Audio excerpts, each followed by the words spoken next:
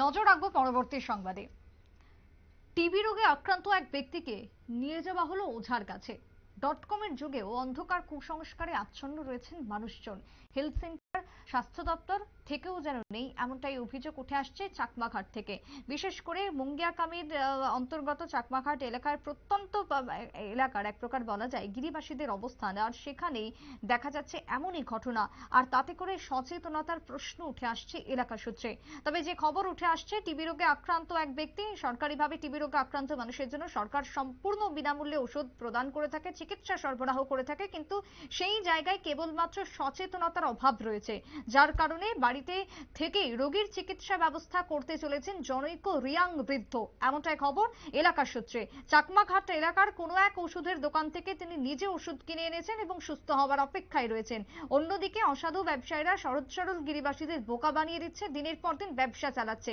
অন্যদিকে টিবি রোগে আক্রান্ত ব্যক্তি, তাকে হাসপাতালে না নিয়ে গিয়ে অন্ধকার কুসংস্কারে আচ্ছন্ন তারা রয়েছেন, ওঝা ঝাড়ফুঁকের উপরে তারা নির্ভরশীল হয়ে পড়ছেন। এমনই বেশ কিছু অভিযোগ উঠে আসছে এলাকা থেকে। কি বক্তব্য উঠে আসছে তেলিয়ামুড়া চাকমাঘাট থেকে, শুনুন। যক্ষার কোনো যে প্রাথমিক স্বাস্থ্যকেন্দ্র আছে বা মুঙ্গিয়াগামী বা তেলিয়ামুড়া আর হায়দ্রাবাদ যে স্বাস্থ্যকেন্দ্র আছে, এতে কোনো ওষুধ দিছে? তো আপনি কেমনে, আপনি কি জানেছেন নি? আমি ডাক্তার গেছে কিছু কিছু বলে নিয়ে খাইয়া থাকে, আর দেখো ফাল, এটা একটা ভিটামিন ফাল,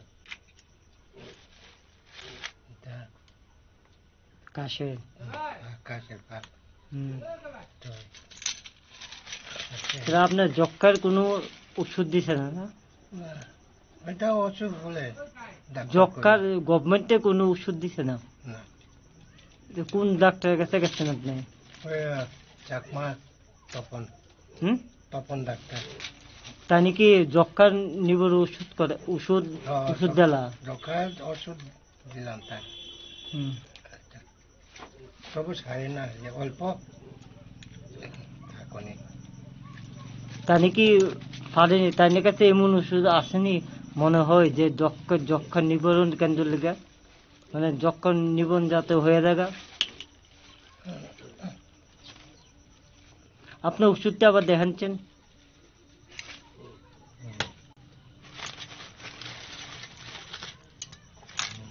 যে আপনার যে যক্ষা লেগে না?